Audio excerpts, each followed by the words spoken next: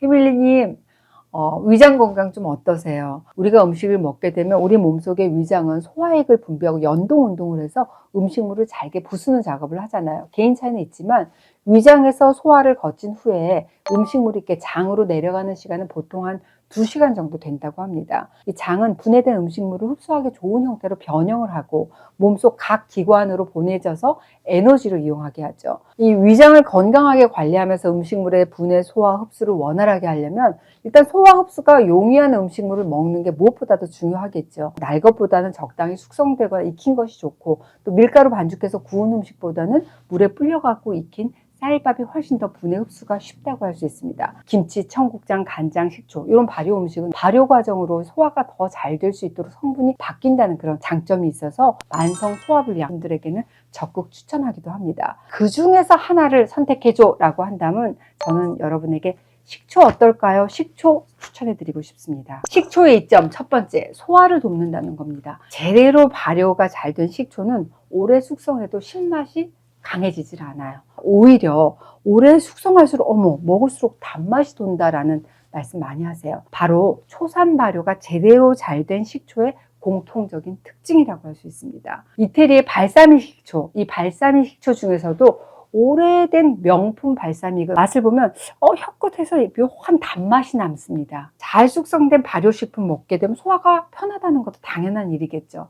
특히 이 식초하게 되면 단백질 소화를 돕기 때문에 나는 위장이 약하다, 그래서 소화되는 시간이 너무 오래 걸려 하시는 분들에게는 좋습니다. 나는 뭘 먹어도 정말 소화가 너무 안 되고 딱 뭉쳐있는 것 같아, 좀 더부룩한 느낌이다 라고 하면 잘 숙성된 식초를 이렇게 물에 희석해서 드시게 되면 도움이 됩니다. 두 번째, 침과 위액의 분비를 촉진합니다. 침의 중요성, 타액의 중요성은 다들 알고 계실 거예요. 식초에 들어있는 초산이 식욕을 증진시켜주고 소화효소의 작용을 활발하게 하는 작용도 한다는 거. 산 분비 능력이 너무 떨어져서 소화가 너무 오래 걸려 하신 분들은 이 식초를 물에 희석해서 드시는 것도 좋겠습니다. 셋째, 이 식초는 속을 편안하게 하면서 장 운동을 활발하게 해줘요. 소화가 잘 되고 가스가 덜 차서 변비 설사에도 도움이 됩니다. 식초의 주성분인 이 초산은 장내 유해균의 증식을 억제하고 장내 환경을 개선하는 데 도움이 될 수 있습니다. 개선된 장내 환경이 배변 촉진하고 변비를 개선하는 역할도 기대해 볼 수 있겠잖아요. 식초에 들어있는 이 구연산은 비타민C의 흡수를 돕기 때문에 항산화력, 면역력을 높이는 데 도움받을 수가 있습니다. 우리 히밀리님들, 그럼 이렇게 좋은 식초를 좀 더 효과적으로 섭취할 수 있는 양념식초 빨리 소개해줘 하실 텐데, 그래서 준비했습니다. 바로 소화를 돕는 생강식초입니다.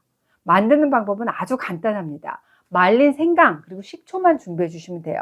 어떤 식초 준비해야 되냐? 상관없습니다. 합성 식초만 아니면 됩니다. 현미식초, 사과식초, 집에 있는 와인식초 다 좋고, 기왕이면 좀 자연 발효 방식으로 만든 식초가 좋겠죠. 먼저 생강을 편 썰어서 잘 말려주세요. 이미 채널 H에서 말린 생강 만드는 방법 알려드렸습니다. H 건강, H 생강으로 검색하시면 자세히 나와 있어요. 햇볕에서 완전히 말리거나 건조기 사용해서 말려셔도 됩니다. 잘 마른 생강을 덮어주세요. 덮는 요령은 중불로 프라이팬을 예열시킨 후에 기름 없이 생강을 넣고 타지 않게 잘 저어가면서 1, 2분 정도 가열하시면 됩니다. 이렇게 덮는 과정을 거치잖아요. 그럼 세포벽이 파괴돼요. 그래서 속에 있는 내용물이 더 잘 우러나오고 살균 효과도 기대할 수 있습니다. 이렇게 덮은 생강을 열당 소독한 유리병에 넣어주세요. 한 3분의 1 정도만 채워주셔도 충분합니다. 나 생강 없다! 분말 쓰셔도 좋습니다. 분말도 역시 덮어주시면 더 좋은데 덮는 요령은 똑같아요. 한 30초 정도 짧게 덮어주시면 됩니다. 그 위로 식초를 부어주시면 됩니다. 뚜껑 잘 닫아서 실온에서 4, 5일 정도 두셨다가 냉장 보관하시면서 드시면 좋습니다. 종이컵 1컵 정도 따뜻한 물에 생강식초 1~2 스푼 정도 잘 섞어서 차처럼 드셔보세요.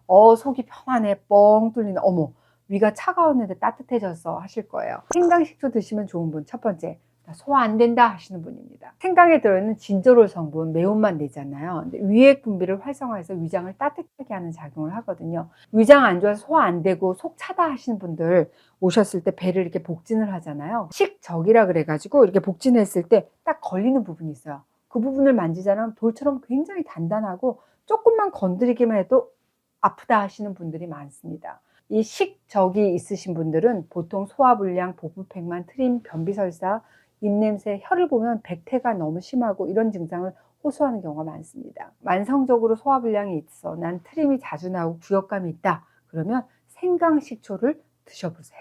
두 번째, 수족냉증, 생리통, 또 나 갱년기 우울증 있다 하시는 여성분들에게도 참 좋습니다. 생강하게 되면 자연이 주는 천연 난로라는 별명이 있잖아요. 생강은 원발성, 월경, 곤란증을 개선하기도 하는데 생리 시작 전날부터 3일째까지의 섭취만으로도 통증을 줄일 수 있다는 그런 연구 결과가 보고된 바가 있어요.